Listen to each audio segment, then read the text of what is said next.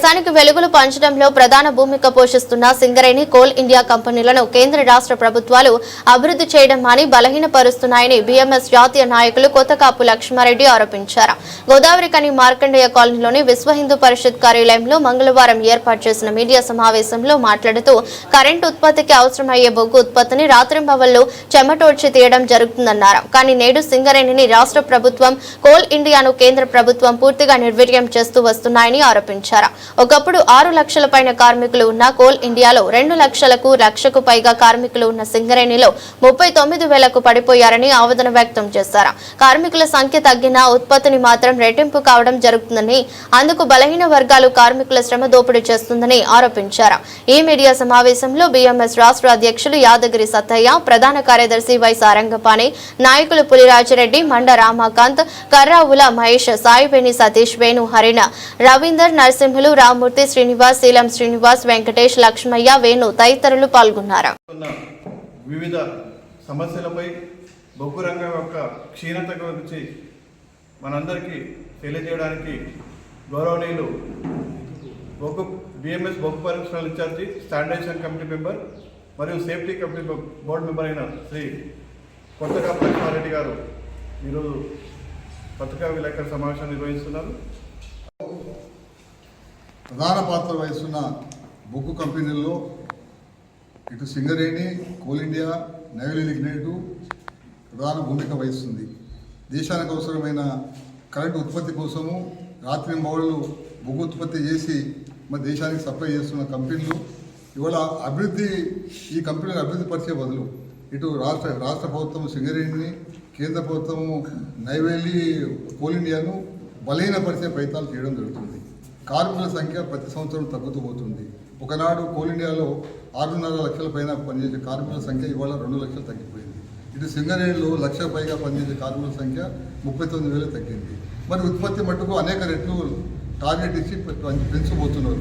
అంటే విచ్చలవిడిగా మీరు ఏమన్నా చేసుకోండి, మాకు ఉత్పత్తి పెంచండి, ఇంత టార్గెట్ రీచ్ కావాలి, అంత టార్గెట్ రీచ్ కావాలని పైనుండి ఆదేశాలు వస్తున్నాయి బొగ్గు శాఖ మంత్రిత్వ శాఖ నుండి. దీంట్లో ఉత్పత్తి పెరుగుతుంది. ఏ విధంగా? పేద కార్మికుల శ్రమ దోపిడీ చేయడం వల్ల. కాంట్రాక్ట్ కార్మికులు, లక్షలాది కాంట్రాక్ట్ కార్మికులను అపాయింట్ చేసి కాంట్రాక్టర్ల ద్వారా, అవుట్సోర్సింగ్ కంపెనీల ద్వారా, ఎండిఓ మోడల్ ద్వారా వాళ్ళకైతే సరైన జీతభత్యాలు ఇవ్వకుండా అతి తక్కువ జీతాలతోని 12 గంటలు 15 గంటలు పని చేయించుకుంటూ శ్రమ దోపిడీ గురి చేస్తున్నారు. అటువంటి ఇటు సింగరేణిలో 70%, కోల్ ఇండియాలో 80% ఉత్పత్తి చేస్తున్న కాంట్రాక్ట్ కార్మికులకు వాళ్ళ భార్య పిల్లలకు వైద్య సదుపాయాలు లేవు, ఉండడానికి ఇళ్ళు లేవు, తర్వాత వాళ్ళకు ప్రావిడెంట్ ఫండ్ రికవర్ చేయడం లేదు, పెన్షన్ అసందొరకడం లేదు. ఇటువంటి దుస్థితిలో వాళ్ళ కార్మికులు పనిచేస్తున్నారు. కాబట్టి దాన్ని భారతీయ మద్దతు సంఘ్ ఏబీకేఎంఎస్ ద్వారా మేము వ్యతిరేకిస్తున్నాము. అట్లాగే కార్మికులకు ఇన్ని లాభాలు గడిస్తున్న కంపెనీలు మరి ప్రతి కంపెనీలో ఒక సూపర్ స్పెషాలిటీ హాస్పిటల్ ఎందుకు ఏర్పాటు చేయడం లేదు? ఏర్పాటు చేయాల్సిన అవసరం ఉంది. ఎందుకంటే ప్రైవేట్ హాస్పిటల్ రిఫర్ చేసే బదులు మీరే ఇక్కడ వైద్య సదుపాయాలు కల్పిస్తే బాగుంటుందని చెప్పి మేము అదొక డిమాండ్ పెట్టడం జరిగింది. అట్లాగే వాళ్ళ ప్రావిడెంట్ ఫండ్, పెన్షన్ ఫండ్ గురించి ఆన్లైన్ సిస్టమ్ చేస్తామని సంవత్సరం నుండి కేంద్ర ప్రభుత్వం చెప్తుంది. ఈ అవినీతి అక్రమాలకు తావు లేకుండా వాళ్ళ లెక్కలు పత్రాలన్నీ కూడా సరి చేసి మేము ఆన్లైన్ సిస్టమ్ చేస్తామని చెప్పి ఇప్పుడు 2 సంవత్సరాలు కావస్తుంది. ఇప్పుడు కూడా పూర్తి కాలేదు. ఒక 60-70% పూర్తి అయింది. ఇంకా 3 నెలలు టైం పడుతుందని చెప్పి. కాబట్టి ఈ ప్రావిడెంట్ ఫండ్, పెన్షన్ ఫండ్ కూడా ఆన్లైన్ సిస్టమ్ చేసి కార్మికులు వాళ్ళ మొబైల్లోనే వాళ్ళ బ్యాలెన్స్ చూసుకునే పరిస్థితి కల్పించాలని కూడా మేము డిమాండ్ చేయడం జరుగుతుంది. కాబట్టి ఈ సమస్యలు లేవు, కనీస సౌకర్యం కల్పించడం లేదు. తాగే నీళ్లు, రెస్ట్ హౌజులు సరిగా లేవు కార్మికులకు, తర్వాత అండర్గ్రౌండ్ మైన్లో పనిచేసే వాళ్లకు సరైన సౌకర్యాలు లేవు. వీటన్ని కల్పించాలని చెప్పి ఒక దీర్ఘకాల ఆందోళన కార్యక్రమాన్ని భారతీయ మద్దతు సంఘ్ ద్వారా చేపట్టడం జరిగింది.